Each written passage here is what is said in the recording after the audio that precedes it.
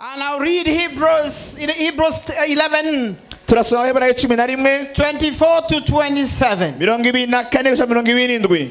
And I'll also read Galatians 4, 1 and 2. And in the interest of time, you can write down 1 Kings 19 to 21. By faith, Moses, when he had grown up, refused to be known as the son of Pharaoh's daughter. He chose to be mistreated along with the people of God rather than enjoy the pleasures of sin for a short time. He regarded disgrace for the sake of Christ as of great value than the treasures of Egypt, because he was looking ahead to his reward. By faith, he left Egypt, not fearing the king's anger. He persevered because he saw him who is invisible. Hallelujah.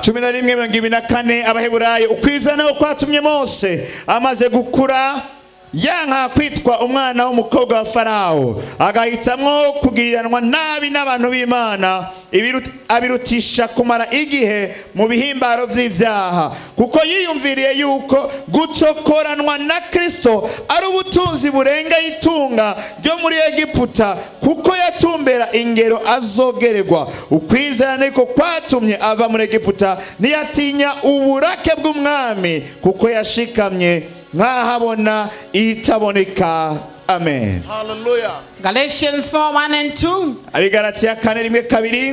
What I am saying is that as long as the heir is a child, he is not different from a slave.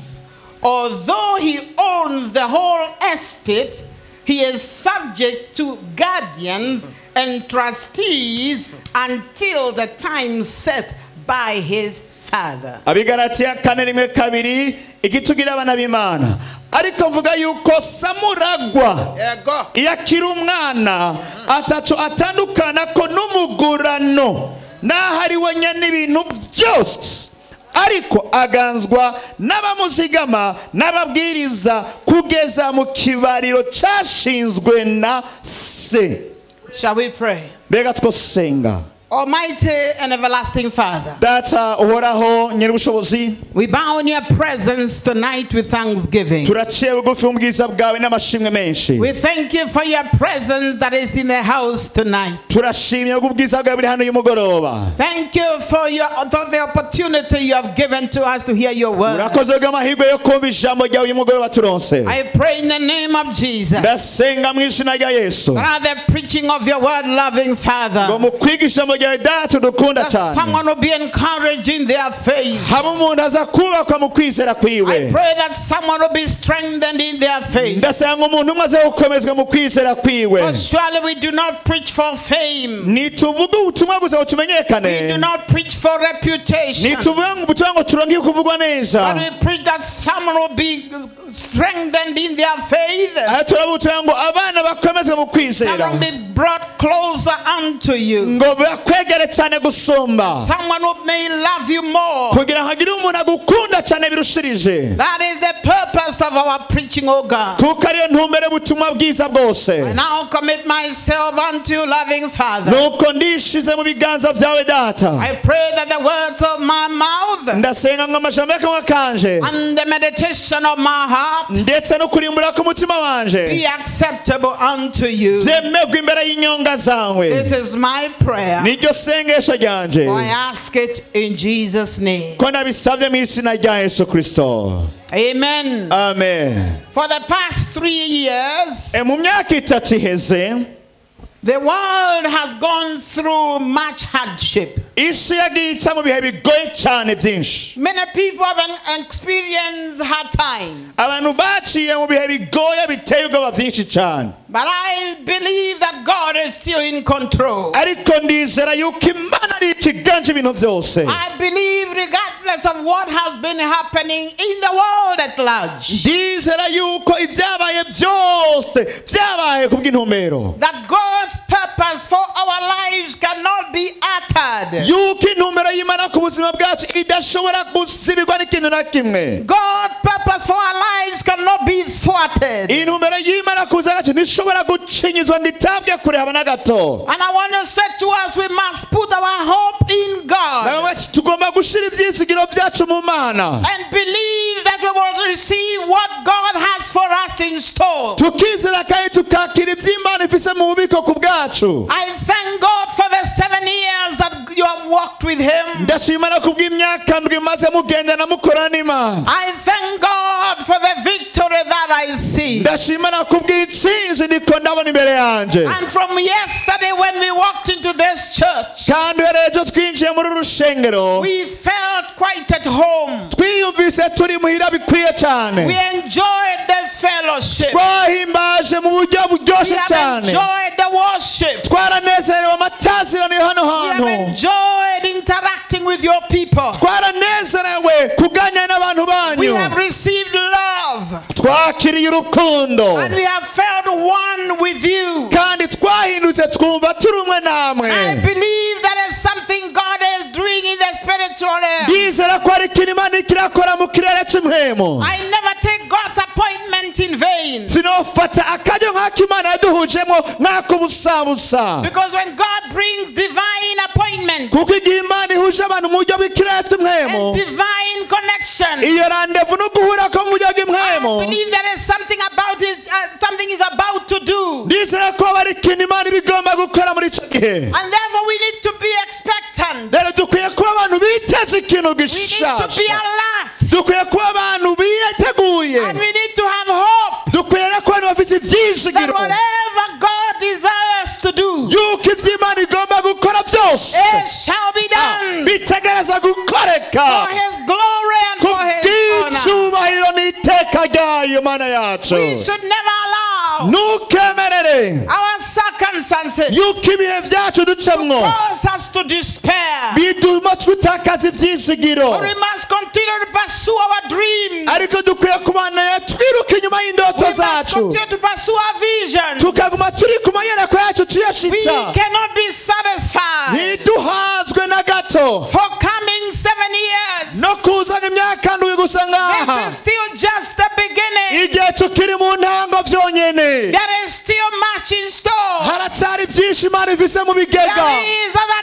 territories to be conquered. hari izindi ubundi burere dukwiye There is gufata more biri. ground that needs to be hari covered. utundi turere dukwiye gushikamwo. And there we cannot relent. rero ntidukwiye kuruhuka, We cannot become lazy. ntidushobora kuba ibinebwe. We will use this as our stepping stone. dutegereza kuba nk'ibuye ry'urufatiro, And we will begin building on past victory. maze tukubakira ku ntsinzi zakahise, Build on what the Lord has done. maze tukubakira ku byo Imana And yamaze continue gukora. to pursue what God has for us in store. turondera iby'Imana ifise na cyane cyane mu bubiko bwayo ku bwacu. And because God is with us, kubera ko n'Imana iri kumwe natwe through His power and His grace, mu bushobozi bwayo n'ubuntu bwayo, we will enter into a new season. tuzokwinjira mu gihe gishasha.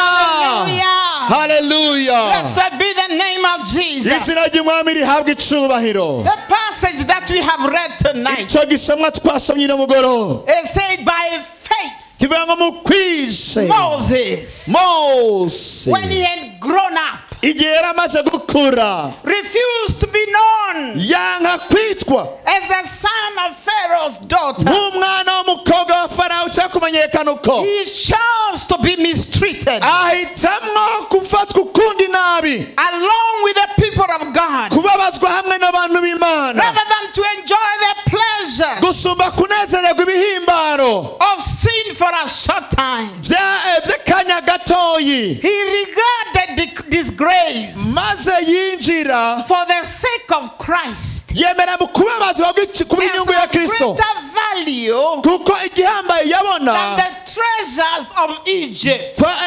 cyasumba ibyiza byo muri Egiputa Because he was looking ahead kuko yaraba ibiri imbere kure to his reward aho impera ziwe zari ziri by faith. mu kwizera He left Egypt, yaravuye muri Egiputa not fearing the king's anger, atari ugutinya uburakari bw'umwami gusa and he persevered ariko kugira gushikama because he saw him kubera ko yabonye who is invisible. wa wundi arashobora kuneshwa. The verse begins with the words by faith.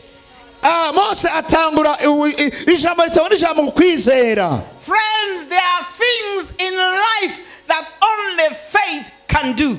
Hari ibintu mu buzima bikorwa n'ukwizera konyene gusa. Can you imagine a son of the president Wibaze nawe umwana w'umukuru w'igihugu deciding to leave the state house ahisemo guta ikirimba and choose to go to the slums? What is the name of your slums? Mikocheni canke mu binogono. Mu binogono. Binogono. To leave state house and go to Minogono. Binogono. Binogono. Yes, mama. Hallelujah. I want you to zakiriri hariya akaja kwibera mu Kinogono batahazi mu Kinogono n'ahantu habi gose. And you know that at the state house Kandi urazi ku kirimba everything is provided. ibintu byose biba bihari birunze ngaha umusesekara. Everything is done for him. Ibintu byose biba byakozwe kubwiwe. Security is provided. Umutekano uba wuzuye. He has attendants to do everything he needs to be Abafise done. incoreketi mukorera ibintu byose. All he has to do is to eat Waitakora no kurya and to gusa have fun no kunezerwa and to sleep. no Then kuryama. all of a sudden Ibintu mu kanya gato he decides to leave state house agahitamo guta ikirimba and he comes to live in the place where he akaja kwibera mu Kinogono canke hariya mu Kindogono, mwisite hariya nyene in mu the slums. ari Mirodebari. It will take great faith. Nukuri bisaba ukwizera gukomeye. Great faith Ukwizera gukomeye to leave state house kwita ikirimba and go to the slums. ukaja kuba Mirodebari. The 1 Corinthians 5 and 6 says, Abikorino ba mbere 5:6 baravuga ngo we live by faith, ngo tubashwa no kwizera not by sight. atari mu byo tubona. Moses Mose put his trust in God totally. yashize ibyizigiro vye mu Mana 100%. He discovered his assignment. Amenye igikorwa yateguriwe gukora. And when you discover your assignment, Kandi igihe umaze kumenya icyo uhamagariwe gukora you begin to do things like a crazy person. utangura gukora ibintu nk'umusazi. People around you may not understand what you are doing. Abagukigurisha udatahura ibyo uri kurakora ibyo ari Some byo. people will think you are crazy. Abandi bakiyumvira ko wasaze. Some people will think that you don't understand. Abandi bakiyumvira ko udatahura ibyo urimwo. But the moment you discover Ariko igihe umaze kumenya your neza purpose on earth, yuko hari intumbero y'ubuzima ku you isi cannot continue like anybody else. ntushobora kubandanya ubaho nk'undi muntu You will wese. have to make your own choices. Utegereza guhitamo amahitamo yawe And bwite. this is what happened to Moses. Ibyo byabaye kuri Mose. He discovered Amenya that he was born with a purpose. ko yavutse kubw'intumbero. He was given an assignment by God. Yuko hari igikorwa Imana yamujeje. And he had to fulfill his Kandi assignment. kateza gukora icyo Imana You yamujeje. see, when you don't understand your assignment, Igihe udatahura icyo Imana yaguhamagariye. wait for people to tell you Urindira ko abantu bakubwira what they think you need to do, ibyo biyumvira yuko wowe ukwiye gukora. what they think you are called to do. Cyangwa ibyo biyumvira yuko wahamagariwe But when you gukora. understand Ariko igihe utahura your assignment from heaven, yuko ufite ko wahawe ikivuye mu ijuru. you will not listen to nobody. Ntushobora kumviriza uwo ari we You wese. will not care what you are losing. Ntiwitaye ibyo uri kuratakaza. As you move towards fulfilling your assignment. Igihe urondera gushitsa icyo wahawe ujejwe. So Moses Kuri Mose discovered his assignment. kubimenya cyari gikorwa. And the Bible says Bibiri ivuga ngo in Hebrews 11 and 1 mu Baheburayo 11:1 that faith ngo kwizera is ukwizera the substance ni kimenyamenya of things hoped for, cy'ibintu byizewe, the evidence ikimenyetso of things not seen. cy'ibintu bitaboneka. Now, when you have faith igihe ufite ukwizera that you are going to drive a car, yuko ugiye gutwara imodoka, you don't have to see the car, ntibigusaba kugira imodoka, but you take yourself to school. ariko uragenda mu ishuri When you go to tekoni learn driving, ukiga gutwara the imodoka, people will ask you, maze abantu bakakubaza, why are you going to learn driving uzokwigira gutwara imodoka and you don't have a car? kandi utagira umuduga? You say, I don't have a avuga car. ati nta modoka They afise, have just not arrived. ariko nuko But I itarashika know that gusa, it is coming. ariko ndazi kuri So I'm getting kiraza. myself ready. Je ndiko nditegura Because I will gusa soon be driving a kuko car. vuba nzoba ndiko ntwara gwanje. The people don't understand the language of faith. Abantu ntibatahura imvugo y'ukwizera iyo ariyo.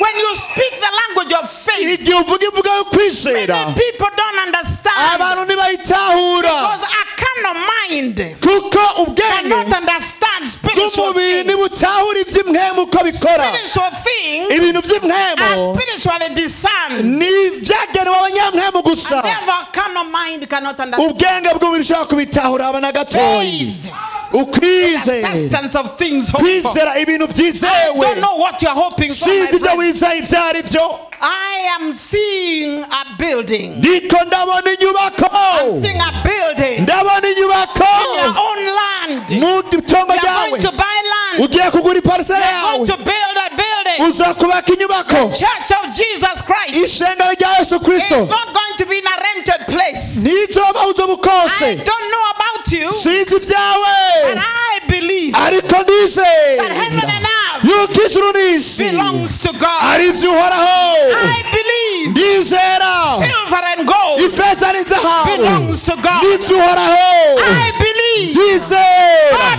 owns yuko a cattle on 1,000 hills. imisozi igihumbi n'ibindi I byose also believe byose ndizera there is nothing ko atari na kimwe that is too hard for the Lord. bigoye kuhoraho Imana, atakigoye kuhoraho Imana. If we can start N'Imana ishobora guhera in a little wooden house, mu kazu k'imbaho twahereyemwo 10 by 12, imetero 10 kuri 12, we start with 7 people. twatanguranye abantu ndwi, And today, maze uno munsi we have a church dufite ishengero that can seat rishobora kwicaramwo abantu 15,000 people ibihumbi 15 in one service. mu gikorane kimwe. What is that? Mbega ivyo ni biki? Faith Ukwizera can move mountains. gushobora kunyiganza imisozi, There is nothing nta na kimwe kiriho that God cannot do. Imana ishobora kunanirwa gukora. My husband is a man of faith. Umugabo wanje n'umugabo si ukwizera. He said to me one day, Yarambwiye umunsi umwe ati, we were in a tent. twari mu When gahema, I saw that tent yesterday, hegera muri iryo hema ejo my hahise, mind went back. ubwenge bwanje bwasubiye inyuma 1998, mu 98. we had been given a tent by a Muzungu, Twahawe ihema n'umuzungu and the tent was filled. kandi iyo hema icuruzura, And we began to extend. dutangura kwagura It's like every 2 weeks, buri ndwi zibiri, we were extending. twaguma twagura As people were coming, kuko hariho baguma baza ari we benshi. used to have 5 services in a Twari day. dufise ibikorane 5 mu munsi. After one service, Ikorane kimwe we had to build a human wall twariza kubaka uruhome so that rw'abantu the people who are outside kugira ngo abantu bari hanze cannot come in ntibihutire before kwinjira those who are inside kuko abari indani can go out. bashobora gusohoka nabo. Twubaka uruhome rw'abantu ba protokole. I am talking about what God can do. Ndiko ndavuga ivyo Imana ishobora So my gukora. husband said to me, Pastor ambwira he ngo is going to build a church tugiye kubaka ishengero that will sit on 1 acre. rizoba riri ku hegitare imwe. So if you looked at the situation at that time, Rero uravye ibihe ico gihe uko vyari bimeze, the tent was torn. ihema yari yatabutse. I remember one day Ndibuka umunsi umwe he was preaching, yari kavuga ubutumwa, and because the tent was torn, kubera ko ihema yaratobotse, somebody had to come with an umbrella hacaza umuntu umutaka, and walk with him with an umbrella, haguma yikoreye umutaka so ariko that aramufuka the Bible does not get water. kugira ngo biritanyagirwa. And that is the time he's telling me Maze akabiga ico gihe agaca ambwira he ngo is going mugabo to build a church agiye kubaka that ishengero will sit on an acre. rizoba riri ku hegitare yose. Only faith could speak like that. Ukwizera ariko gushobora kuvuga ivyo bintu konyene gusa. And indeed, Kandi vy'ukuri That is what happened. nibyo vyabaye. He began the church. Yatanguye ishengero. We did not know where the money will come Twari from. tuzi amafaranga azozanana. But this verse, Ariko I can never stop reading this verse. sishobora baya gusoma uyu murongo uyu. Faith, Ukwizera the substance nukumenya ko si of things vyizerwa. hoped for. Ibintu vyizewe. If you are hoping for a baby, Nimba ari wizeye you umwana. are hoping to have a baby, Nimba wizeye kuronka you umwana. begin looking for a name for that child. Tangura konda izina ry'umwana. Not just a baby. Atari umwana You gusa. are hoping to get a son. Nimba witeze umwana You begin w'umuhungu. looking for a son's Tangura name. kurondera amazina y'abana You begin b'abahungu. buying things for Tangura a son. kugura ibintu by'abana Faith is b'abahungu. the substance of things hoped Uko for. ariko kwizera ibintu The vyizewe. evidence of things that have not been seen. Ivyo ni ibintu bitarabonwa na gato no And you kwizera. begin to go to the room. Maze utangura kuja hari mu cumba And you haruguru. call Samuel. Ugere Samweli we. And there is nobody. Kandi ata muntu ari muri ico Because cumba. of faith. Kubera You ukwizera. are seeing Samuel in the faith. Uri kubona umuntu mu kwizera. Because unless it is conceived, Kuko kiretse imaze gusamwa. it has to be conceived in your Iteza kubanza gusamwa mu bihe vy'imureke before cy'umwemu. it can be manifested. Imbere yuko bigaragara You bikaboneka. have to see it Uteza kubanza kubibona. and believe God Maze ukizera. manifest Ko it. Imana izobigaragaza wanje If you kuvyizera. don't see it, Nimba utabona mu kirere it will cy'umwemu. never be manifested. Ntibizigera bigaragara habe na gato. You know that God Berutse ko Imana can never give you idashobora kuguha what you have not seen. ivyo utarabona. God cannot give you what you have not seen. Imana ishobora kuguha ivyo utarabona. Me, I saw a preacher Je nabonye umuvugabutumwa being my husband. aba umugabo wanje. And today, Kandi no munsi I am married to a preacher. nubakanye n'umuvugabutumwa. When you tell me it cannot happen, Igihe mwambwira ngo ntibishoboka. I don't understand you. Sindabatabona mubwira ngo ntibishoboka. I speak by faith. Je mvuga mu kwizera. And it comes into being. Maze bigaca biba. Those who walk with me, Rero abagendera they nanje know what I'm talking about. barazi ivyo ariko navuga ivyo ari vyo. When I need something, Iyo nkereye ikintu I don't go for the cheapest. singenda yondera ibizimbutse. I go for the right one. Genda kuri vya bindi nyene vyiza I may have no vyiza. money, Vyiza vyiza. but I believe God. Ari nta mafaranga ariko nizera God Imana. owns everything. Kuko Imana iganje And vyose. I am his child. Kandi ni umwana w'Imana. Never seen a father. Sindigera mbona umuvyeyi. His child asks him for something. Umwana amusaba A ikintu. father that does not give to his Hama son. ntagihe umwana wiwe. Ntawe ndabona umuvyeyi ntabaho. Therefore, I came to tell you, Nico gituma naje kubwira ngo rero. in order to enter into a new season, Kugira ngo ushobore kwinjira mu gihe cyawe you must gishasha. have faith in God. Ukwiye kugira ukwizera mu You Mana. must begin to see Ugatangura kubona where you want to go. iyo ugomba You kuja. must know what you want. Uteza kubanza kumenya ivyo Because if ukeneye. you don't know what you want, Kuko utabanje kumenya ivyo the ukeneye. devil will give you what he thinks. Satani azoguha ivyo yiyumvira ko ari People ivyo will give ukeneye. you what they think. Abantu bazoguha ivyo biyumvira. When you know what you want, Ariko igihe uzi icyo then you ushaka begin to describe it. maze ugatangura kugishushanya. You begin to wait for it. Ugatangura kugipima. And when it comes, Igihe kije know it has arrived. uramenya ati Because you cyashitse. knew it before it Kuko came. bakimenya imbere yuko kishika. Glory be to God. Imana ihaga We icubahiro. have to believe in God's character. Uteza kwizera kamere y'Imana. Get into our new season. Kugira ngo winjire mu gihe cyawe We must gishasha. believe in God's character. Uteza kwizera kamere That y'Imana. he is he who he says he is. Yuko iri uko yivuga ko iri. And he will do what he says he will do. Kandi igakora icyo ivuze ko izokora. God, if God has blessed you before, Niba Imana itari bwaguhezagire, God can do it again. Imana ishobora gusubira kubikora. God has healed you before, Niba Imana yaragukijije ubwa mbere, God can do it Imana again. ishobora gusubira kubikora n'ubu. If God has provided for you before, Niba Imana yaraguhaye ibyo ukeneye ubwa mbere, God can do it again. n'ubu ishobora gusubira kubikora. Glory be to God. Icubahiro k'ibicima. We must have confidence. Utakugira ukwiyemera muri wewe. Even though we cannot see tomorrow, Nubwo utabibona ejo, we know who holds tomorrow. nubwo tutabona ejo, turazi uganje ejo uwo ari we. God holds our Imana tomorrow. yacu niyizi ejo hacu uko hameze. Blessed be the name of Jesus. Izina rya Yesu rihabwa icubahiro. I believe that Ndizera our commitment to God yuko ukwizera Imana kwacu move us yuko icuri from our comfort comfort zone. yuko biva Our commitment to God, yuko kwizera Imana kwacu it will move us bizadukura from our comfort zone. kuva mu kibanza cy'ukoroherwa. Ukwitangira Imana kwacu kuzodukura mu kibanza cyaho twumva tworohewe tugakora ibyo tutari dukwiye gukora birenze. You know, sometimes Urazi rimwe na rimwe you get used urakoreshwa to being in status quo, uramenyera kuba mu kirere kimwe maintaining the status quo. ukaguma muri statiko mu bintu bimwe bya bindi nyene. You are used to wear sandals, Amenyere kwambara isandare so you tell yourself sandals are okay. ugatanga ngo isandare nizo nziza.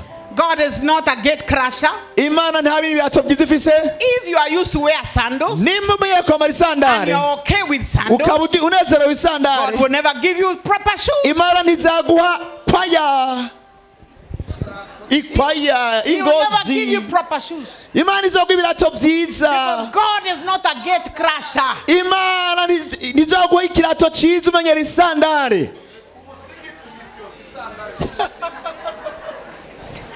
Now, although Moses Rero hamwe n'ubwo Mose was born at the wrong time, yavutse mu gihe atari cyo, when Pharaoh was killing Hebrew boys, it igihe Farawo yariko yica abahungu b'Abaheburayo, was the wrong time. cyari igihe kibi cyane. That's when Moses was born. Nacyo gihe rero Mose yavukiyemo. But you can see how God navigated for Moses. Ariko ushaka kubona ingene Imana agira arengana muri Mose He murenganya. was born at the wrong time, Avukiye mu gihe kibi, and he was thrown into the river Nile. atawe mu ruzi Nile. And God caused Pharaoh's daughter Imana igatuma umukobwa wa Farawo to go to bathe. aja kwiyuhagira. The river Nile is long. Uruzi Nile ni rurerure cyane. Pharaoh's daughter could have gone elsewhere. Umukobwa wa Farawo ugenda ahandi hantu ho kure She ku just ruzi, went to bath ariko agiye koga where the basket was coming to. acagenda aho agaseke kari kageze. Don't tell me there is no God Ntumbwire ngo nta Mana iriho mugabo. who destines us. Iyo Mana iducira inzira He plans our lives igategurira ubuzima bwacu before we are born. imbere y'uko tuvuka. That's why he said to Jeremiah, Nicyo gituma abwiye Yeremiya before you are born, imbere y'uko uvuka, before you are formed imbere y'uko in ndakurema your mother's mu womb, nda ya nyoko I knew you. nari ndakuzi, I separated you. nari naragutoranije, I chose you. nari naragutoranije. So Moses Mose was chosen by God. yari yaratoranijwe Pharaoh n'Imana, could not kill him. nta n'umwe ashobora kumwicara avaniye kubishobora. So he was put in the basket. Rero ashigwa mu gaseke, And Pharaoh's daughter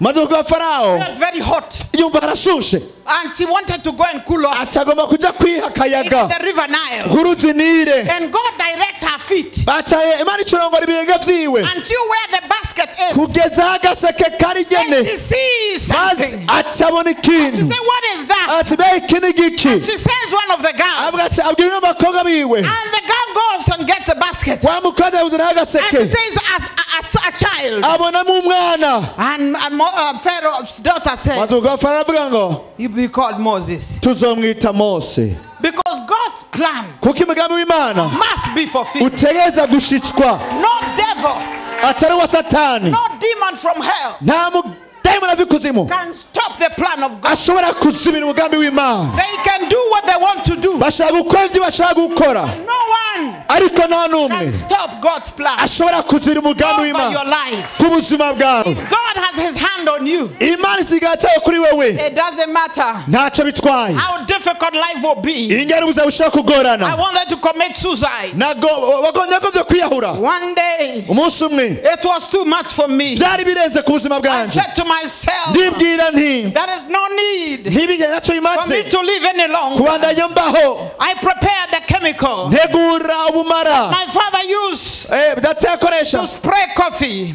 ubumara mu And I put it gupompa there. ikawa, yakoresha But umuti before w'ikawa, I could take it, maze ngiye I kubunwa was hesitant. cyane kekeranya, I had a voice tell me, numva ijwi rimbwira ngo if you kill yourself, niwiyica the name of your mother izina rya mama wawe will be forgotten. rizoca ryibagiranwa. And I said I wouldn't kill myself. cyanavuga ati singiye kwiyahura rero, I threw it down. cyandatoga bumara hasi. And that is the reason why nicyo gituma rero my daughter is called umukobwa wanje yitwa after my mother. izina rya mama wanje Because God let me live kuko Imana yatumye so mbaho that I can maintain kugira ngo ushobore the kugumizaho name of my mother. izina rya mama. When I see her, iyo I namubonye see my mother. mbona mama wanje. Glory be to God. Imana ihabwe icyubahiro. So rero I lived.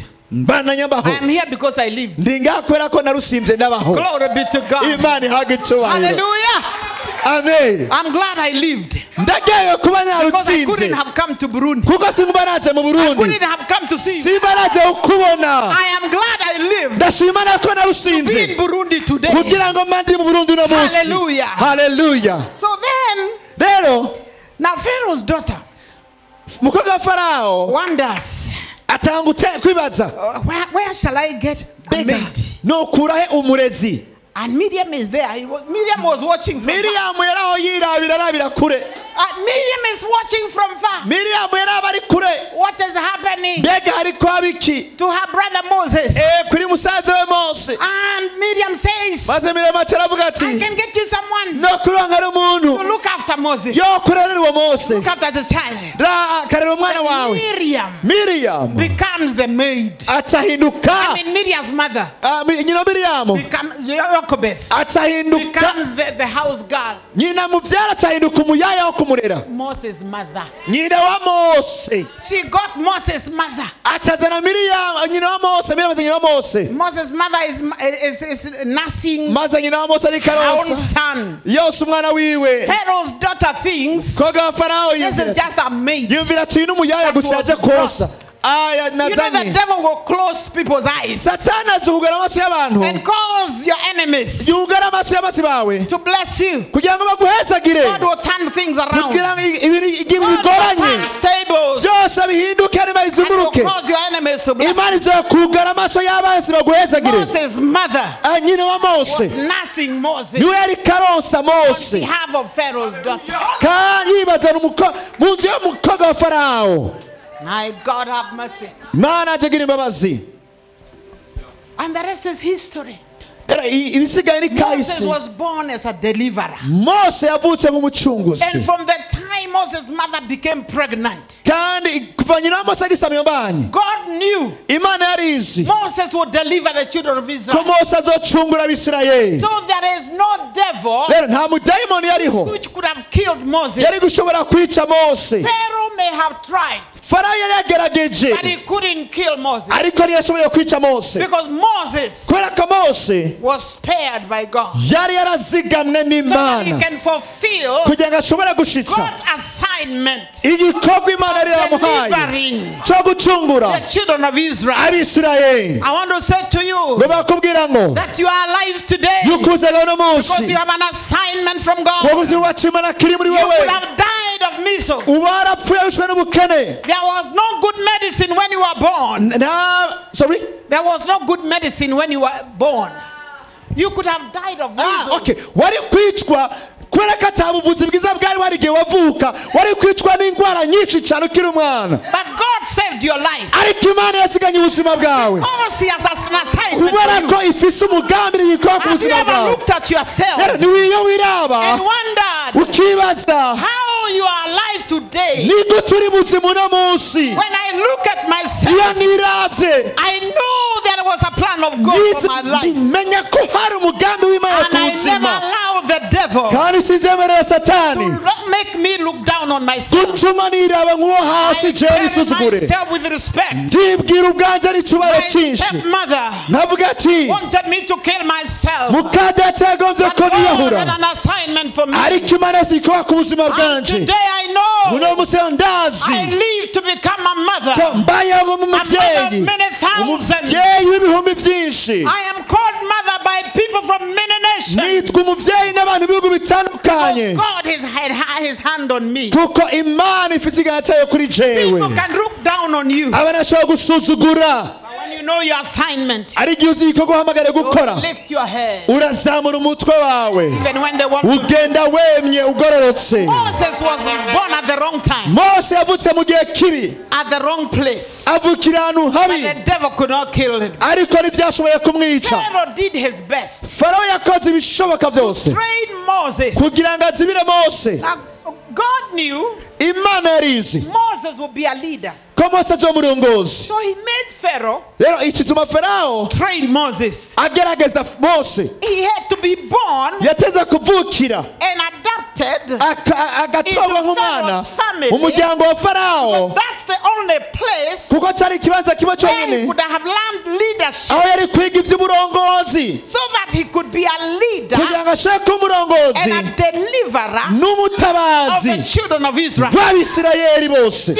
he had stayed with his father and mother, Iyo agumana se na nyina hariya, the environment ikirere yarimwo was not good enough. nticyari gihagije mu He bwiza could bwacu. never have learned leadership. Ntiyari kwiga iby'uburongozi And he was cyane born a leader. ngo avuke ari yavutse ari God umurongozi had to lead him wo Imana yamurongoreye to Pharaoh's palace mu nzu ya Farao and to assign people kugira bagishyiraho n'abantu teach Moses bo kwiza Mose how to lead, ingene arongora so uburongozi that bwiza when he grows up, kugira ngo amaze gukura he could lead the children of Israel. ashobore kurongora Abisirayeli. It was not a mistake Ntiryari ikosa na for gato me to have no mother. kuba nagira umubyeyi jewe. It was not a mistake. Ntiryari ikosa ku Mana habe na gato. God had to allow my stepmother Imana iza kwemerera muka data to push me to the edge, so kusunikira muri iyo myaka that I learned to look up, gushika ku iherezo yawe nige I kuraba ku learned to Mana, trust God, nige kwizera Imana to be my helper. yo ko ariyo mufasha nyine mfise. And I don't regret today, Kandi umunsi nicuza because my mother, kuko mama wanje my stepmother, muka data was a good home manager. yabaye She umugestionnaire taught mwiza mu me rugo to be a homekeeper. maze anyigisha gutunganya urugo neza. She taught me to be a manager. Yanyigisha kuba umutunganya She mwiza. taught me Yanyigishije to work with my hands. gukoresha amaboko yanje. So I don't regret. Rero sinicuza na It gato. was designed by God Byari byateguwe that I n'Imana would go that route.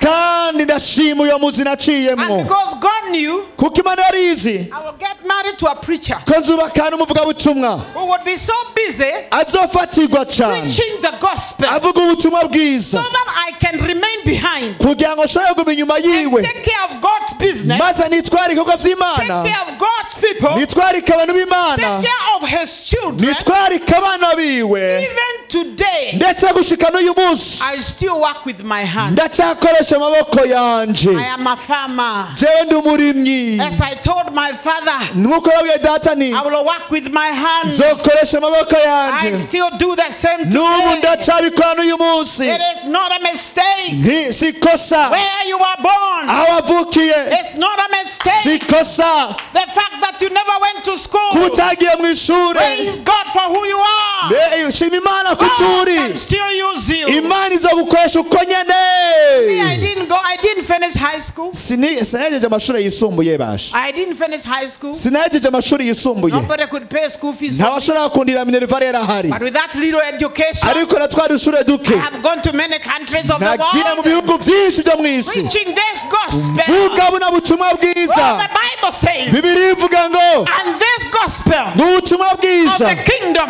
bw'ubwami shall be preached buzavugwa to all the earth bw'eto for a witness. bwa And then gushinga intahe the Lord will come. uhoraho Imana azoza caza nyuma yo gushinga intahe. Shataramaha. Haleluya. Ekatalamasa. Rebro shandereba. The Bible says, Bibiri ivuga ngo without faith, atakwizera it is impossible. ntibishoboka. Everything God says is possible. Ibintu byose bavuga ngo The birashoboka. word of God says all things are Ijambo ngo possible byose birashoboka them that believe. kuri bajya bizera. But only one thing is impossible, Ariko ikidashoboka ni kimwe gusa. and that is to please God. Nimba nkwiye guhimba no If you kunezeza don't Imana have faith, ntiza kugira ukwizera. not please God. Ntushobora guhimbaza kunezera Imana udafite ukwizera. Icyo ntigishoboka utagira Therefore, when ukwizera. we go to God N'igihe ugiye ku Mana prayer, mu masengesho we must believe duteza kwizera that He is ko yumva and He can do kandi ko ashobora gukora what He says He can do. ibyo yavuze ko ishoboye gukora. Glory be to God. Icyubahiro kibica Imana. Hallelujah. Haleluya. Have faith with God. Ha rebrosakia. The second thing I see here in this story, Icya kabiri mbona muri iyi nkuru rero, number one is having faith in God. icya mbere ni ukugira ukwizera mu Mana. Faith, let people call you foolish, Ukwizera reka niba kwita umusazi, but talk faith, ariko vuga ukwizera. speak faith, Atura ukwizera. and speak big things, vuga ibintu binini bikomeye, good things ibintu byiza about yourself.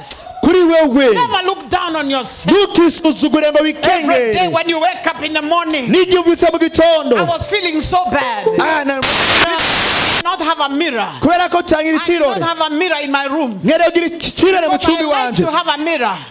I like to have a mirror. ndakere ugira And ikirore I look at myself aho niraba ubwanje every day. buri gitondo, And I said to myself, nkibwira nti girl, you look beautiful. wa mukobwa uri You mwiza, look beautiful. wa musoni uri You look mwiza, young. uri kijana, Every day. buri munsi Speak good about yourself. ati uri byiza kuri wewe, Prophesy to yourself. ivugishwe ko There will never be. ntibizigera biba, There will never be ntibizigera biba, enough prophets.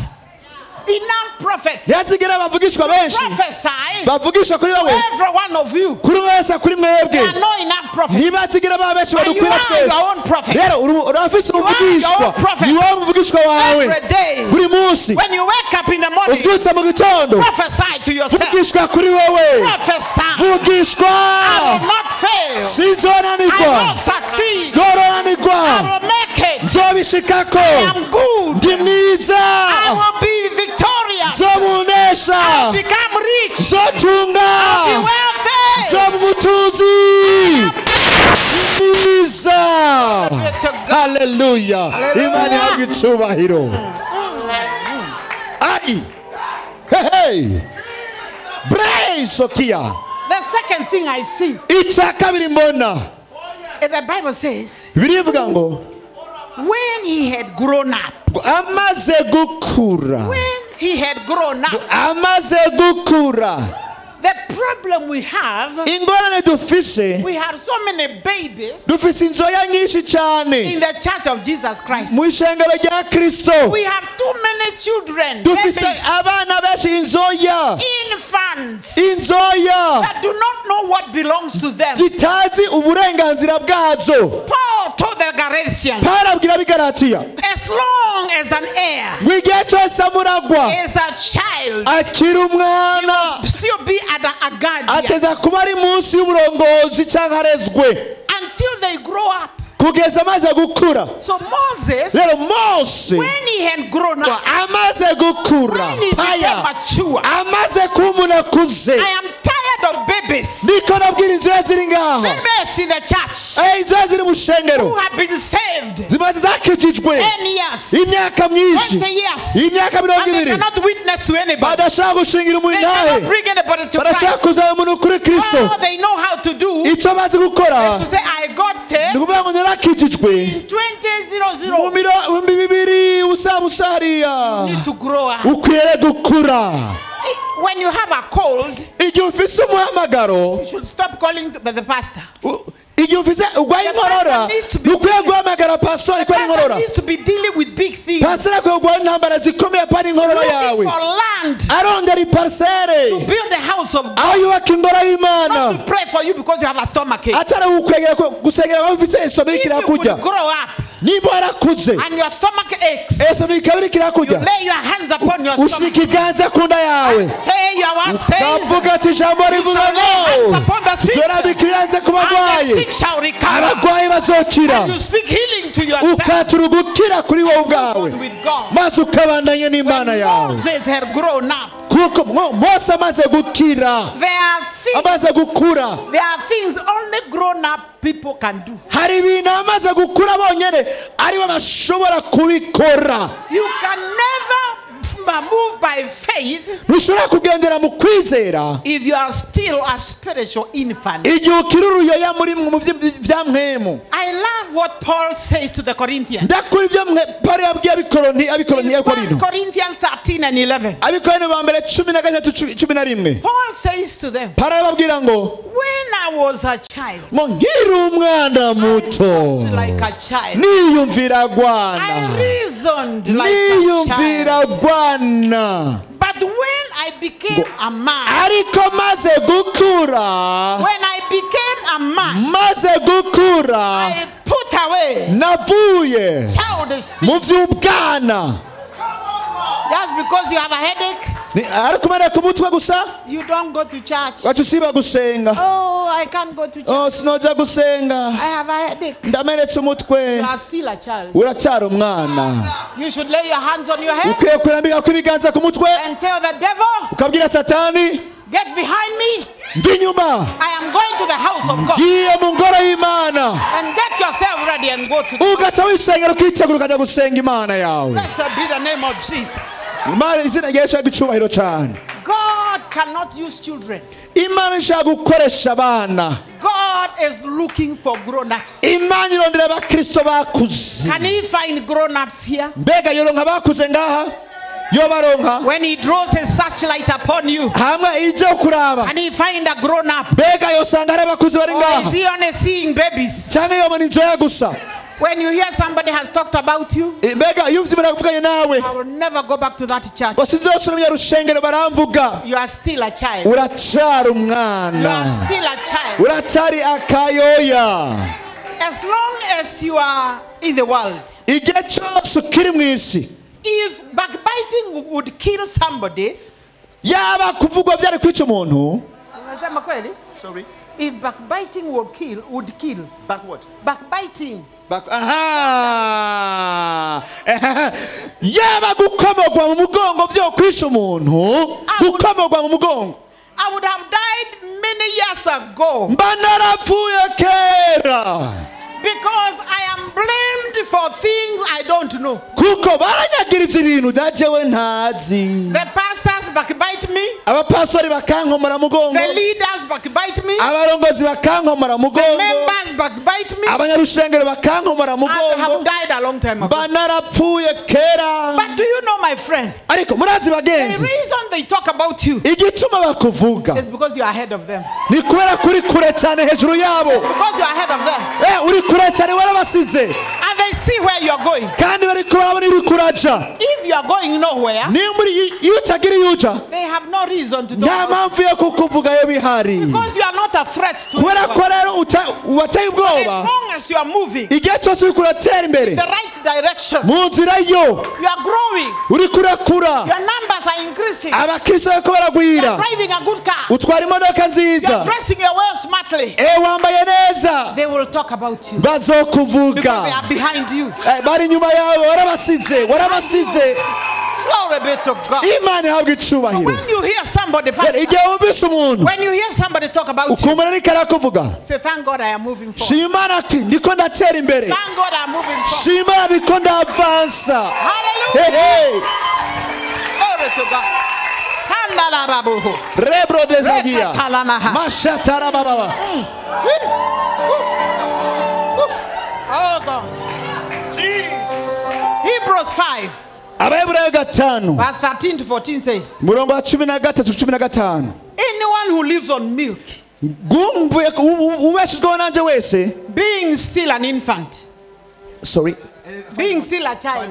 5, 13 to 14. 5:13-14, Anyone who lives on milk, ubeshejweho n'amata being wese still an infant, abakiri umwana is not acquainted ntabakwiye with the teaching about righteousness, inyigisho z'ubugororotsi, but solid food ariko igihe is imfungurwa for the mature. zikomeye ibigomeye n'iby'abantu bakuze. Ugali, Ubugari it is for the grown-ups. n'ubw'abantu bamaze gukura. You don't give a 2-month-old ugali, Ntiduhereze uriya rw'amezi abiri ubugari, they will die. yo twoca rupfa. But when they are still infants, Ariko bakiri inzoya give them milk. mubaha amata. Many believers, Abakristo benshi they only know John 3:16 basoma Yohana 3:16 because they are not acquainted kubera ko to badakwiriye this word. kw'iri jambo. So if you ask them for a scripture, Nimba ukiri John umwana 3:16, azokwa amasomerwa because they Yohana learned it in 3:16, Sunday school. nk'abana muri Sunday school Yohana 3:16. But when you are grown up, Ariko umaze gukura you have been trained uba warigishijwe and you can distinguish ukashobora gutandukanya good from evil. ibyiza n'ibibi.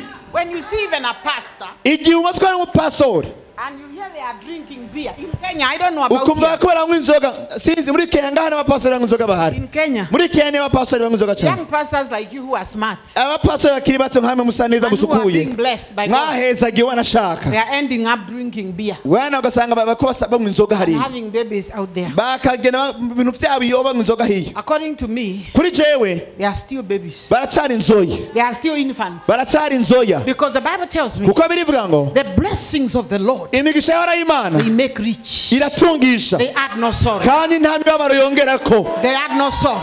nta mibabaro yongerako When God blesses you, iyi Imana iguhezagiye the blessings of God imigisha y'Imana will not take you from the faith. ntizagukura mu But the kwizera blessings of God ariko imigisha y'Imana will cause you to love God more izagutuma gukunda Imana cyane because of His goodness. kubw'ihugira neza kwayo Glory be to God. icyubahiro kibe cy'Imana Hallelujah. amen Blessed be the name of the Lord. izina ry'Umwami rihabwa icyubahiro Why are so many believers hari abizera benshi kweki hari abizera benshi being led astray ariko ugasanga barazimiye by people who want to manipulate them? bakazimizwa n'abantu bashaka kubakura ku I tuntu think you don't have those preachers in Burundi. nibaza ko abavuga ubutumwa mutabafise ngaha mu Burundi I think they are only in Kenya nibaza ko bari muri Kenya who are using fake miracles. bakoreshwa ibitangaza by'ibinyoma And that is why I was very worried of this man. nicyo gituma narezwe n'umukozi w'Imana When I saw him in Rwanda, igihe nabona mu Rwanda I wondered how deep he was going to go nariko nibaza mbe ntihagomba gushika with the person he was associating with. n'umuntu nabo bari kumwe ni bande I wondered how far is he going to go, nibaje mbega azoshikaho uyu muntu because I saw the seed kubera ko nabonye imbuto that was growing. yari kirakura It is not from God. itari ivuye ku Mana It is a seed to look for money. yari imbuto yo kurondera amafaranga Money. Money is not our God. amafaranga siyo Mana Money yacu should not be a master. amafaranga siyo databuja Money is a slave. amafaranga n'umuja Make money our slave, hindura amafaranga umuja wawe our master. atari databuja wacu Money and without money, amafaranga afite we abagira must be faithful to dutegeza kuba God. bizigwa ku Mana yacu Glory be to God. Mana ihabwe icubahiro Hallelujah. amen So many people in Kenya, turasaba abantu muri Kenya they are being told to buy brooms babwira ngo bagure ibintu to sweep demons. ngo bakubure abadayimoni imikubuzo yo gukora abadayimoni When did you sweep demons with the broom? mbega i Burundi mwakubuye abadayimoni ryari And they are buying. bakanabigura ivyo bintu They are being told on television, bakabika ku mateleviziyo come, bani muze we are going to tell you who bewitched you. tuzobabwira uwabarozi uwo ari we How can someone washed by the blood of Jesus ni like me gute umuntu yogejwe n'amaraso ya Yesu nka jewe can be bewitched? ashobora kurogwa You cannot bewitch me. ntushobora kundoga I am in a different kingdom.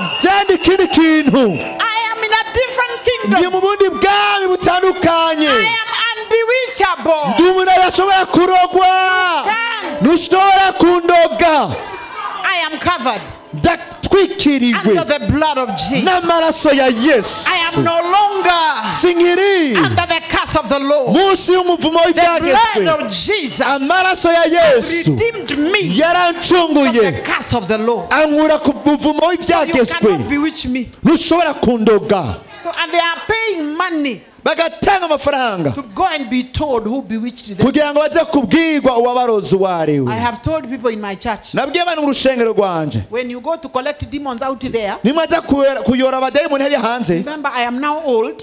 mumenye ko mushaje I have no time ubu se nta mwanya mfise struggle wo kurwana n'abadayimoni chasing demons nyirukanse nsenda that you abadayimoni have gone to collect. ariko aba mwagiye guseha So when they go and collect up there, genda muyore and they throw them down there,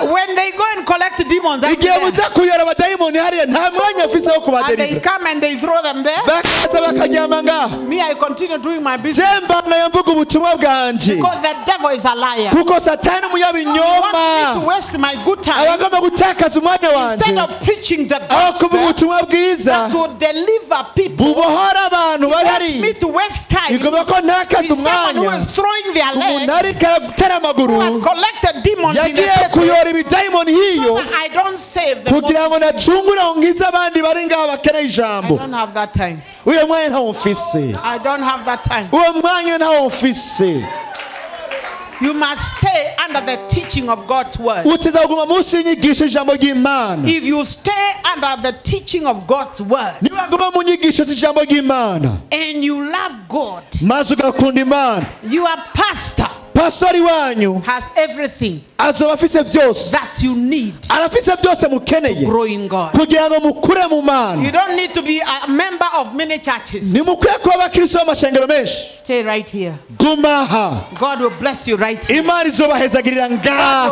will use you right here. Imana izobakoreshereza God ngaha. will prosper you right Imana here. izobatungishiriza ngaha nyene. Stop being spiritual tourists. Reka kuba abaturise mu buryo bw'imwemu, abakerarugendo mu vya mwemu. In Kenya, we have so many spiritual tourists. Turafise abakerarugendo benshi muri Kenya mu vy'imwemu. This Sunday they are in this church. Uwimana ari kuri rushengero, They are tourists. Another Sunday they are in another awundi church. w'Imana akaba ari umukerarugendo ahandi muri rushengero. So when they die, Rero amaze gwapfuye, pastors have to fight. abapastori baca bagwana. Because every pastor says this was my Kuko man. avuga ati yari umukristo wanje. And another one says, Uwundi tu yari gwanje. in the end they have nobody to bury them. Hama bikarangira ata wose n'umwe amuhezegera amuhamba. Stay right there. Guma aha. Settle. Guma shinga imizi. Settle. Shinga imizi amahema. House of God. Mu ngoro y'Imana. May God give you discernment. Imana ibahe kurimbura no When you have gushishoza. discernment, Igihe nagira gushishoza, you will discern the voice of God uzomenya kumva ijwi ry'Imana and the voice of the devil. ndetse n'ijwi rya Satani. You can never confuse the voice of God Ntushobora kwitiranya ijwi and the ry'Imana voice of the devil n'ijwi rya Satani. when you have spiritual discernment. Igihe ufise kurimbura no gushishoza kwa mwemu, It does not come like a bird. itaje nk'inuma, You search it in the scripture. urabisuzuma mu ijambo, Get it by prayer. ukabironka mu masengesho, Get it by listening to the teaching of God. ukabironka mu kumviriza inyigisho z'Imana, ijambo ry'Imana. The Bible says, grow in the grace Bivuga ngo mukurire mu buntu and knowledge of our Lord Jesus no kumenya Christ. umwami wacu Yesu Kristo. When you grow up, Nimwakura you don't become an easy prey of the devil. ntimuba ntuzoba impongo, kandi impongo n'intare, ntuzoba pruwa, You don't become an easy target of the devil. ntuzoba icambo, reka mvuga icambo coroshe ca Satani ngo aguhekenye akumire imiyonzwa, ntuzoba ifi yoroshe yo kurya na Satani ngo aguhekenye. I love Paul. Ndakunda Paulo. Paul could have asked God for many things. Paulo yari gusaba Imana ibintu vyinshi cane, But Paul says, ariko Paulo yavuze ngo I want to know God. ngomba kumenya Imana, I want to know Jesus. ngo ndamumenye uwo Yesu, And the power menye of his ubushobozi resurrection. bwo kuzuka kwiwe And the fellowship n'ubusabane in his suffering. fadikane mu mabaro yiwe. What is your desire? Mbega wowe ukeneye iki? Many are coming to the house of God Igihe uje mu ngoro y'Imana, because they want the pastor to know them. kuko benshi bashaka ko pasiteri bamenya, Others want positions, abandi bakeneye intebe z'imbere n'ivyubahiro, positions of leadership. uburongozi, kuba mu burongozi. But Paul's desire Ariko inyota ya Paulo n'icyifuzo was to ciwe know God. byari ibyo kumenya I Imana. pray that your desire, Ndasenga inyota yawe as you come to the house of uza God, mu ngoro y'Imana, pray that your desire ndasenga inyota yawe be to know God, ibe iyo kumenya Imana, experience God yo kumenya Imana, yo kubona Imana and the power ndetse of n'ubushobozi his resurrection. bwo kuzuka kwiwe, Entering your season, kwinjira mu gihe cawe. you must have knowledge of God, Uza kugira ukumenya Imana, because when you have a knowledge of God, kuko umaze kugira ukumenya Imana muri wewe, you cannot be lied to by the enemy. ntushobora kubeshwa n'umwasi. The third thing I see Hari ibindi bintu mbona, cya gatatu is Moses nuko Mose refused. yanse, He refused yaranse ibana to be called kwitwa the son umwana of Pharaoh's daughter. umukobwa wa Farawo. You know, in order to get into your new season, Burazi ngo winjire mu gihe cya there are gishasha, things you must refuse. hari ibintu utse kubanza kwanka, Things that don't glorify God. ibintu bidahesha icubahiro Imana, You must refuse uteza kubyanka, to associate kwifadikanya with people n'abantu that are going nowhere. badafise iyo baja. You know, if you follow Urazi a person who is not going anywhere, ikuriki umuntu atagira iyo ariko araja, you end up going nowhere. wisanga aho utagira uri kuraja. It's like driving Bisaba gutwara imodoka, behind a parked car. gutwara imodoka ugendeye inyuma y'imodoka ihagaze, gutwara gwawe uri inyuma y'ihagaze. If you drive behind a parked car, igihe uri mu nduga ugenda ugacagara nyuma y'umuntu ahagaze yaparikinze you go nowhere. nawe ushika. You must refuse uteza to kwanga associate yourself kwifadikanya wowe ubwawe people that are going nowhere. n'abantu batagira bariko baraja. Associate yourself wifadikanye with people of your own kind. n'abantu musa, People that love God. abantu bakunda Imana, People that love the work of God. abantu bakunda igikorwa c'Imana, People of prayer. abanyamasengesho, People who enjoy reading the word of God. abantu baneza gusoma ijambo People ry'Imana, that love to do good. abantu baneza gukora ibyiza. Associate yourself wifadikanye with prosperous people. n'abantu baroraniwe cyane, People that are going somewhere. abantu bafise iyo bariko baraja, Because there are people kuko hariho abantu you can associate yourself with. ushaka kwifadikanya nabo They keep drawing you backward. baguma bagusubiza inyuma. You want to move, washaka gutera imbere they draw you back. bakagusubiza inyuma. You must, when you share your dreams, uteza gutwa indoto zawe, they kill your dream. wagira utangura indoto zawe bagaca bazica We have bakazisubiza so inyuma. many dream killers dufise abantu benshi in the bica, church of Jesus dufise Christ. abicanyi benshi mu rushengero bica indoto z'abandi. And therefore, if you are not sure rero igihe rero utazi neza about the testimony of somebody, intayi y'umuntu don't kanaka, share your dream. ntukamubwira indoto yawe, They may kill your dream. bashobora kwica iyo ndoto. But share with people. ariko bwira You indoto can yawe have mentors. abantu bafise Mentors. abarezi bashaka kurera, People that want to see you grow. abashaka kubona uri kurakura, People that want to see you become something. abashaka kubona uhinduka ikindi People who kintu, are not threatened by your success. abantu batotega ubwoba no kururanirwa kwawe. There are so many people. hari abantu benshi When they see you becoming successful, igihe bakubonye ururaniwe they start cutting your feet batangura gukata amaguru bagutema so amaguru that you stop moving forward. kugira ngo ntusubire kubanira ngo They utere are imbere. threatened by your success. batewe ubwoba no kururanirwa You kwawe, must refuse something. utegereza kwanga ibintu byose. Moses had an opportunity mose yagize amahirwe to become the next king of Egypt, yo kuba umwami azokurikira abayegiputa, but he knew his destiny. ariko yari azi ibyo yagenewe kubamwo. It was prestigious to remain in the palace, byari iby'icubahiro kuguma ku kirimba, but his destiny ariko ibyo Imana yamugeneye was kubamwo more important to him byari bihambaye gusumba ibyo ku kirimba, than reputation. gusumba kuvugwa neza ku kirimba. Where you are going iyo uri kuraja is more important to you. harahambaye cyane kuri wewe, What you want to achieve ibyo ugomba is gushikako more important to you birahambaye kuri wewe than what people say about you. ku buryo ibyo abantu bakuvuga, Because people have given mouth, gusa ubujyane bavuga bahawe akanwa, and the mouth has two responsibilities: kandi akanwa gafite ibikorwa bibiri bitarenga, to eat kurya and to talk. no kuvuga. There are only two things: ni ibintu bibiri gusa, to eat kurya and to talk. no kuvuga. So when they are using the mouth in its responsibility, igihe rero bahaye akanwa igikorwa you kajejwe, should not allow them to stop you from doing what you want. ntukabemerere ukubuza gushaka icyo Imana igomba kuba ushikako. Let the mouth do what it's supposed reka to do, akanwa kabo gakora icyo and you kajejwe, keep moving. maze ubandanye Doing what you ugenda are mu called byo to wahamagariwe gukora, do.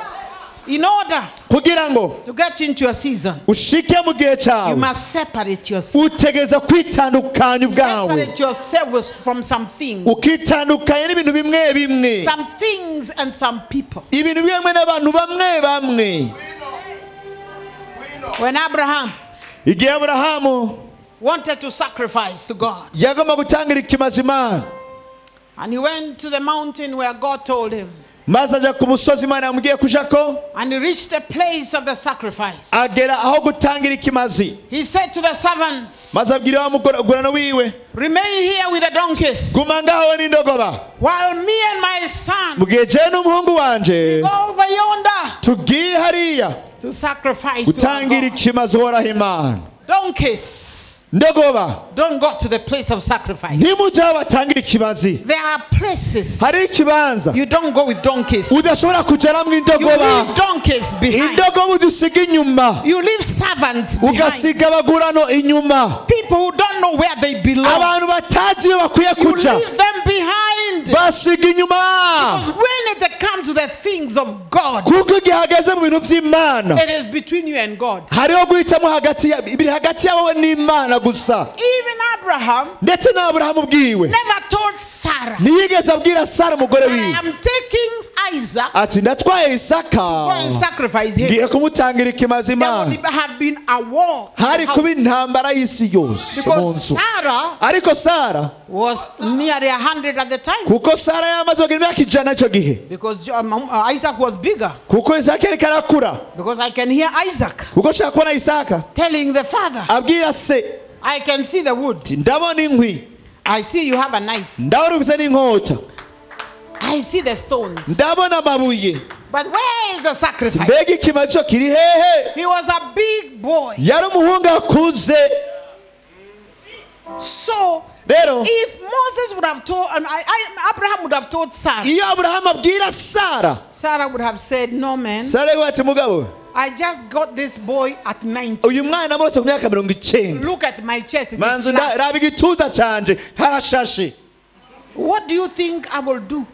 wibaza ko nzokora I iki can't kintu have another child. ko ngaho usuye kuronka uwundi mwana? Are you thinking, Abraham? mbega Aburahamu urafise ubwenge uriyumvira wewe? But Abraham ariko Aburahamu had learned to walk in obedience. yari yarize kumvira, He knew God would deal with Sarah. yari azi ko Imana izimenya ibya After the Sara. boy is sacrificed, igihe umwana azatangwa it ikimazi is God's business. haragwa Imana What he ibisigaye, will do with Sarah. Imana izokora ibisigaye hamwe na Sara. As for Abraham, rero Aburahamu kuri we he had to obey God. yateza kumvira Imana icyo And yamubwiye. you get to a place igihe ugeze mu kibanza where your business is just to obey God. aho n'urudanaza rwawe rwumvira Do Imana, what God calls you. kora icyo Imana ikubwiye gukora, aho icyo ukora ari ukumvira Imana And no gusa, wonder nta gitangaza kirimo. God will call Abraham Imana izohamagara Aburahamu at age 75. ku myaka 70, nta gitangaza Imana guhamagara Aburahamu kumwamagara ikamubwira ngo Leave your people va mu bantu bawe ku myaka 75, va mu gihugu cy'iwanyu and go to maze a land. ugenda mu gihugu And I will show you. nzokwereka. And Abraham maze Aburahamu left akagenda as God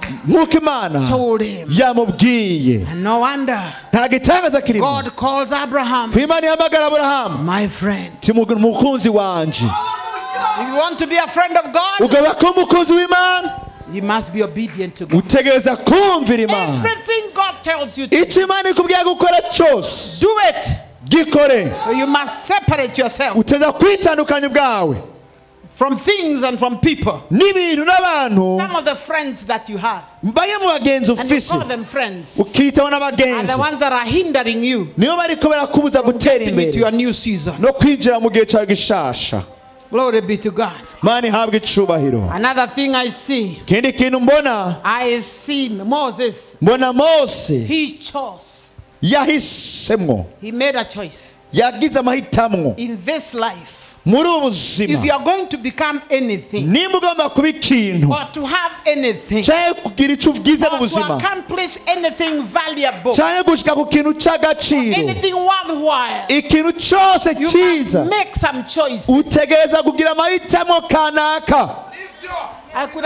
I could have chosen to be a prostitute, ariko yahisemo kuba indaya nk'ibarabara. living with people who don't love you, living with people who don't love kubana you. n'abantu batagukunda. We were 3 girls. twari abakobwa batatu, My father had 3 daughters. data yari abakobwa batatu, I was the only one nije nari umwe wenyine from my mother. ava kuri mama. So my stepmother rero muka data would buy my stepsisters yashaka kugurira bene wacu yabyaye, flowered dresses. akabagura impuzu iriko amashugwe, And for me, amakanzu. maze jewe She will buy ginger akangurira itagira ibara that was nk'iyo, like this shirt, isa nk'iyi kota aho uyibona plain. uko isuku, And then she would take color maze agafatayo amabara and dip it in some color amabara meza cyane to cheat me kugira ngo ashobore because she thought I don't understand. kuntuza yabo abantu zitabitahura. So I tell my people, ngacambwira abantu banje nti let me dress today. reka nambare uno munsi, I will put on the dress I want today nzokwambara ikanzu ushaka uno munsi. because I was deprived of putting on good dresses. aha When I uno was munsi young. ndambara iyo nshatse kubera ko nawe ushije amahirwe yo kwambara iyo nashaka nk'iko ndakura nambara iyo bampaye ntashaka. So I made a choice. kuko kundi guhitamwo, I want to go with God. ngomba kugendana n'Imana ariko Instead of being nahisemo a prostitute, aho kuba indaya I'll go God's way. nzogenda mu nzira y'Imana Because with God, kuko hamwe n'Imana you're on the safe side. hama hariho God will never leave you. Imana izigera iguta muri kumwe nawe Friends can leave you. abagenzi boguta Family can leave you. umuryango woguta But God will never leave ariko you. Imana izigera iguta Unless I made a choice. rero mbwira amahitamwo My friends bagenzi banje told me I'm a fool. abagenzi bambwira turi They umusazi gave me 3 months. bampa amezi Others atatu gave me 1 year. banyongera umwaka They're not even serious. ngo yabaye Where seri did y'ubu you see young girls at 18 getting saved? we wabonyeho abana b'imyaka 18 bakobwa beza nkawe bakizwa mu myaka 18 But I wabonye had purpose in my heart. nari mfise intumbero mu buzima I bwanje chose God nahisemo Imana over everything else. kuruta ibindi bintu byose And I don't regret today. kandi umunsi sindavyicuza I want you to know, ngomba yuko umenya to Moses, yo kuri Mose God's way was more important inzira y'Imana yari ihambaye gusumba ibindi byose than his pleasure. gusumba ibihimbaro vyiwe bindi Somebody asked another one a question. hari uwundi muntu yabaje muvuga intumwa ati What is life? mbega ubuzima ni iki And the answer was, inyishu yari life ubuzima is a series ni of choices. n'urukurikirane rw'amahitamo umuntu Every agira day. buri munsi You must make a choice. uza guhitamwo What you want to eat, ibyo ugomba gufungura what you want to wear, ibyo ugomba kwambara where you want to go, aho ugomba kuja who you want to become. n'ibyo ugomba kuba You make a choice. ni wowe uhitamwo Moses Mose chose ahitamwo to go God's way. gufata inzira y'Imana Glory be to God. Imana ihabwe I icubahiro want you to know, ngomba kumenya when you choose the rough road of life, igihe uhisemo inzira igoye y'ubuzima you will have to prepare yourself uteza kubanza kwitegura to suffer the consequences. kwakira ingaruka ziza Every choice you make, buri mahitamo yose it will uhisemo either have a consequence ashobora kuzana ingaruka or it will have a reward. cyangwa akazana impera There are only 2 ways. ni buryo bubiri gusa You make a good choice, uhisemo neza you have a reward. uronka impera You make a bad choice, ugize amahitamo mabi you suffer consequences. uzogira ingaruka mbi So zikuzako Moses rero Mose chose ahitamwo God's way. inzira y'Imana Bad choices guhitamo nabi have bad consequences. bizana ingaruka mbi Good choices guhitamo neza have good reward. bizana impera nziza If you do things because everybody likes it, igihe ukora ibintu ukora ko abantu bose babikunda you may end up making the wrong choice. ushobora kwisanga uri kuragira You amahitamo must mabi do things because God says so. ariko kora ibintu ukora ko Imana ivuze ko ukora ibyo bintu Glory be to God. Imana ihabwe icubahiro Another thing that I see, ikindi kintu mbona hano Moses Mose regarded this grace yafashe ubwo buntu for the sake of Christ yemeye as of gusuzugurwa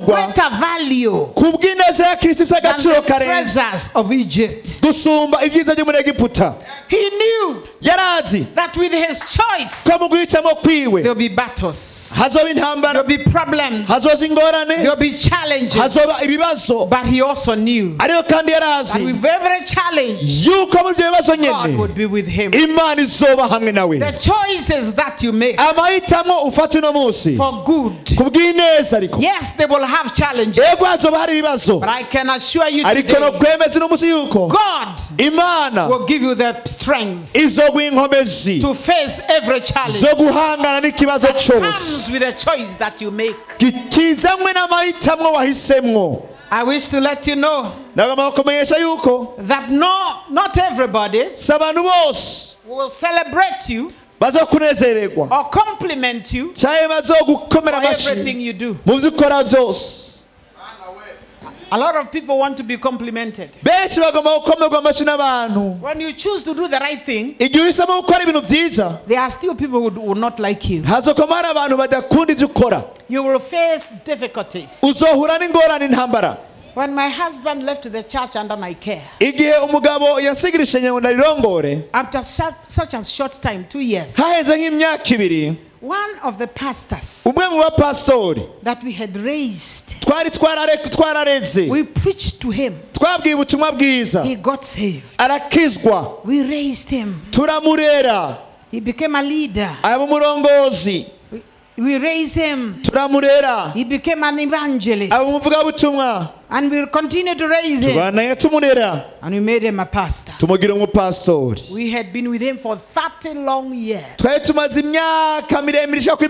30 turi kumwe. I came to church one day, umunsi umwe nza ku rushengero ready to preach the gospel nitewe kuvuga ubutumwa bwiza on a Sunday morning. w'Imana mu gitondo. When I came, maze nshitse I noticed nsanga that there are a lot of gaps in the church hari ibintu bibuze mu rushengero where leaders stay. aho abarongozi bicara hari ibihengeri byinshi. I had 3 choirs. nahise amakorari 3 I noticed nsanga that the place the choirs sit, aho amakorari yicara there is nobody. hari nta n'umwe ahicaye.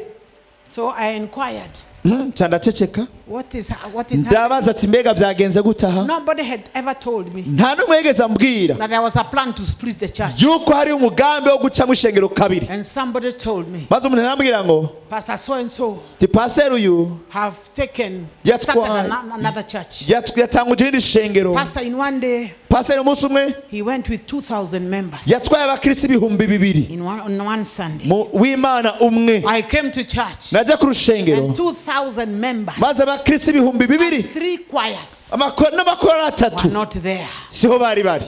I called my daughter. hamagara umukobwa wanje. If you have, God has given you children, praise God. n'Imana yaguhaye abana shima Imana. I called my daughter. mpamagara umukobwa I said wanje to her, ndamubwira nti we have no choir. nta korari ihari. You will be the choir ni uzoba korari and you will be the worship team. ni uzoba umugwi w'abahimbazi. So take the stage. rero fata We podium must preach this gospel. tuza kuvuga ubutumwa bwiza he. This is the devil's trap. iyi ni umutego wa So satani that I lose my focus. kugira ngo ntakaze intumbero I yanjye. start preaching him. ntangure kuvuga ibya I start satani. talking about him. ntangure kuvuga ibya I start satani. thinking about him. ntangure kwiyumvira And satani. forget the people of God maze nibagira abantu who have come b'Imana hungry baje to bashonje hear the word of God. kwakirisha I will amajy'Imana. preach this gospel. nze nzovuga ubutumwa Even if bwiza it means one person, kuko nibo waba umuntu umwe I will gusa. preach this gospel. nzovuga ubwo butumwa bwiza nyene. I have never mentioned that pastor kandi sinigeze avuga izina in my ry'umupastori church. mu rushengero rwanje. Not even one day. nta n'umunsi n'umwe nigeze namuvuga I izina. called the leaders in the afternoon. nahamagaye abarongozi ku I muhingamo. said to the leaders, nabwira abarongozi anybody who wants to leave, tugomba kugenda wese. I'm ready to give you leave. niteguye kubaha I am ready to uruhushya. release you ngomba kubarekura so that you can go with a blessing. kugira ngo mugende mu migisha Don't yose. hide away.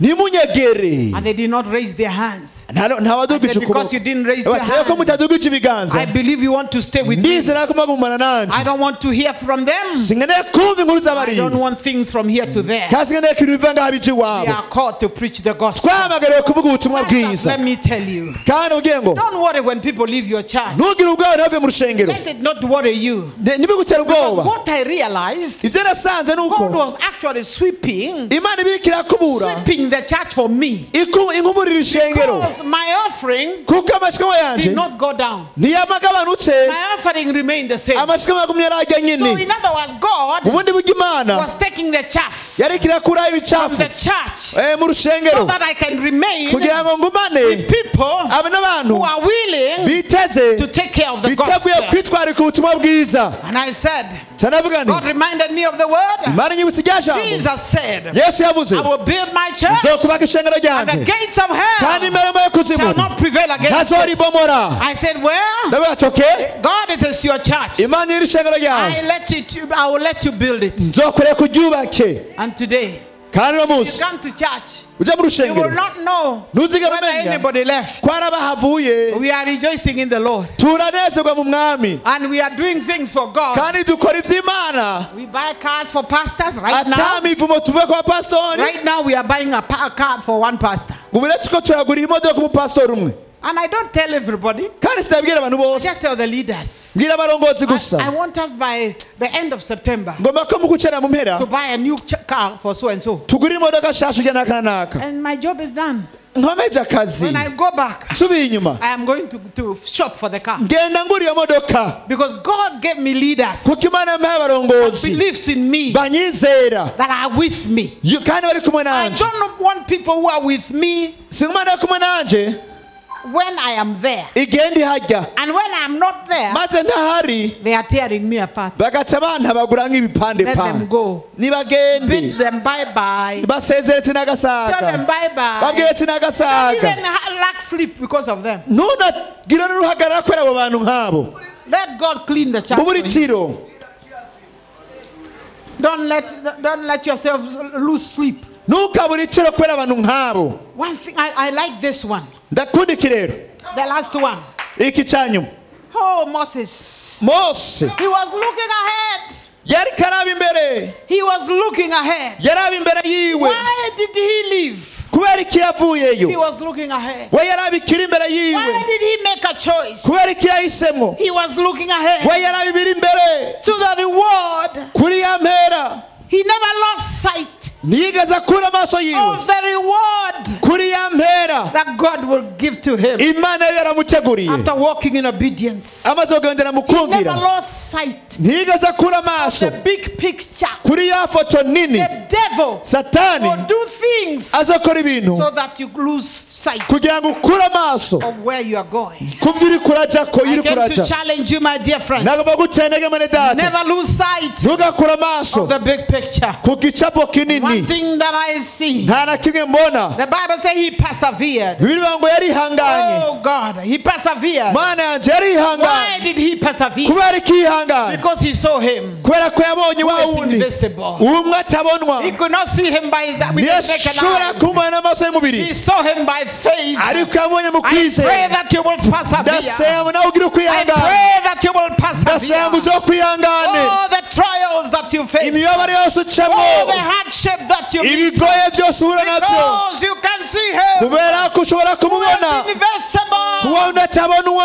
Even our ndetse God n'imana yacu who will bring you out, ari ibyo gukura give you the victory. maze ikaguha intsinzi As ukabuza ibibazo long as you walk with igihe him. cyose ugendana n'iyo mana Glory yawe be to God. iyi mana ihabwa icubahiro Finally, cyanyuma icyanyuma to get to your new season, kuyagera mu gihe cya gishasha have faith in God. gira ukwizera mu mana Grow up in your knowledge of God.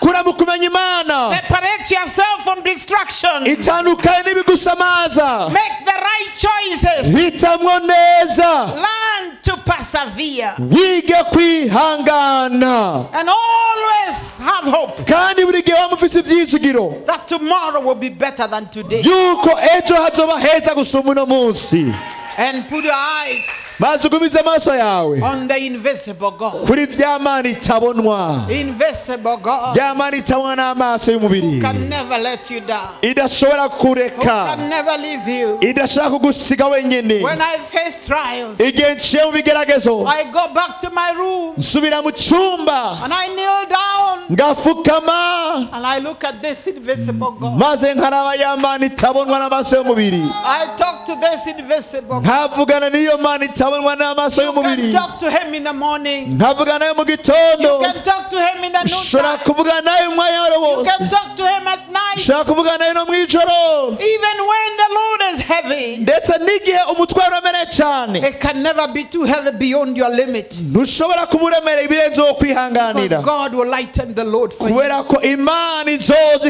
ikatsa umucyo I ku just came bwawe to encourage you, my dear friend. nagomba gutendege mwene data Don't be comfortable ntimube abantu that you have come 7 years. niba abantu bavuga ngo But there is more territory to be covered. turorohewe mumaze There is imyaka more ndwi ground to be covered. muvuge ngo nta handi hasigaye kujya You gufata must miri continue putting your faith in mukwiye God. gushyira ukwizera mu mana Continue loving God. banda yamukunda Continue imana growing in banda God. yamukura mu mana Separating yourself from mwitandukanye zanyu anything that will hinder ibintu you byose byabazimira from fulfilling your destiny. bikabuza gushitsa intego yanyu Always buri gihe look unto God, muhanga amaso imana with the author and the finisher. ndatanguje kandi nzosozera muhamagaro wanyu gwacanyu muri May we mwebwe all stand. murashobora guhanguruka Let us all stand. Oh, Shakayanda Lava. haleluya bosakara bababashi Glory to God Almighty.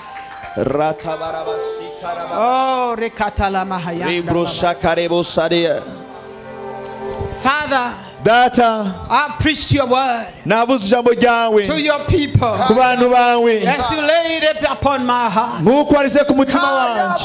Lord, I pray mwami ndasenga for every man and woman ngo buri mugore wese n'umugabo that is in this congregation ari muri iyo koraniro who is just about to lose hope. aho gutanga ibyizigiro, So things are not going the way they expect. hari ibintu byagiye uko batabyitega, They are not able to make the right choice. ntibashoboye gufata amahitamo They are meza, confused bari bukuzazanirwa because of the many voices. kubw'amajwi menshi bumva. I pray, loving Father, ndasenga data you mukuru will speak to them ngo uvugane nabo through that still small voice. biciye muri rya jwi rito They can hear you say, kugira ngo bashobore kumuvuga ngo this is the way. ngw'iyi niyo nzira Walk in it.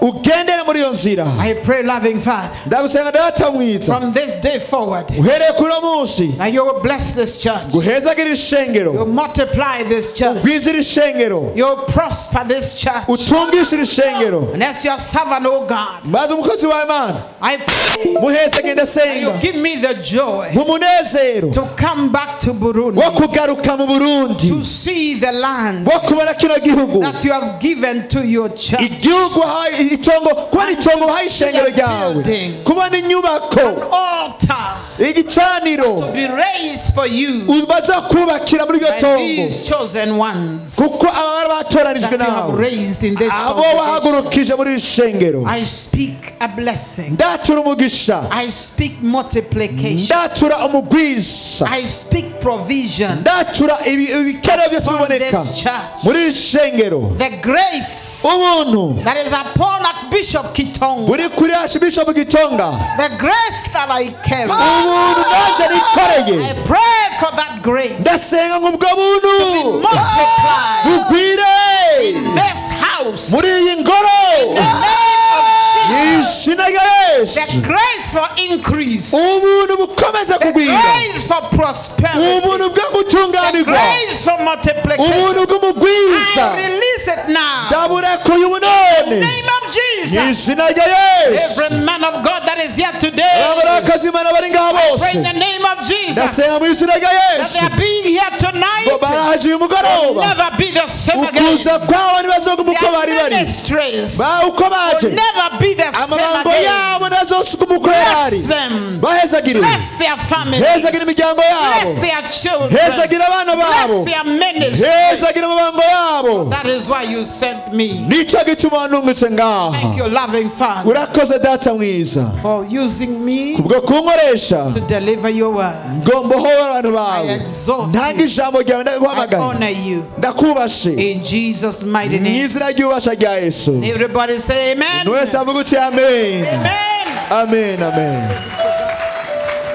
If you are there nimba uri ngaha and you need prayer, ukaba ukeneye amasengesho, maybe birashoboka you are confused. urazazaniwe, You don't know which way to go. ntuzi inzira uri bufate iyo You ariyo, need to make a decision ukwiriye gufata in ingingo a certain area. mu bintu kanaka. Maybe you need to make a decision for God. birashoboka gufata ingingo ku Maybe you bw'Imana. have never given your life to Jesus. nimba utarahuza abagabo mwami Yesu, Maybe you are at a crossroad. birashoboka uri mu masanganzira Even in your way of life, ndetse no mu nzira you y'ubuzima, don't know what to do. ntuzi icyo uri bukora icyo Maybe ari you cyo. are in a relationship birashoboka uri mu and you are not sure rukundo ariko whether ntuzi you should neza go ahead with it yuko ukwiye kubandanya n'urwo or whether rukundo you should forget about cyangwa it. yuko wohebana n'uyo Whatever muntu. it is, icyo cyose where you need God's aho intervention, ukeneye ko Imana itabara, I want you to raise your hand. ngomba kuduza ukuboko kwawe hejuru, We shall believe God together with you. twizere Imana hamwe je nawe. I know we are late, ndazi ko twacerewe but God is not late. ariko Imana nticegwa.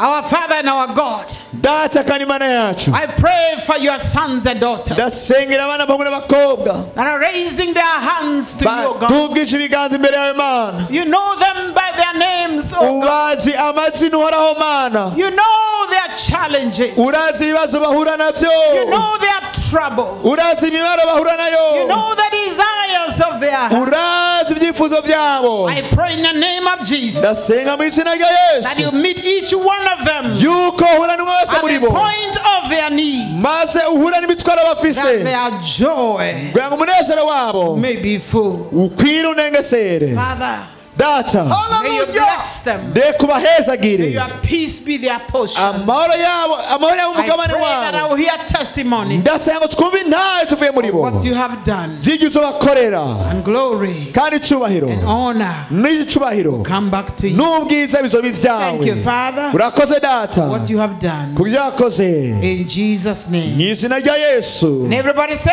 maze wese uvuge tuti Amen. amen God bless you. imana ibahezagire Thank you for listening to me. mwakoze kunyumvira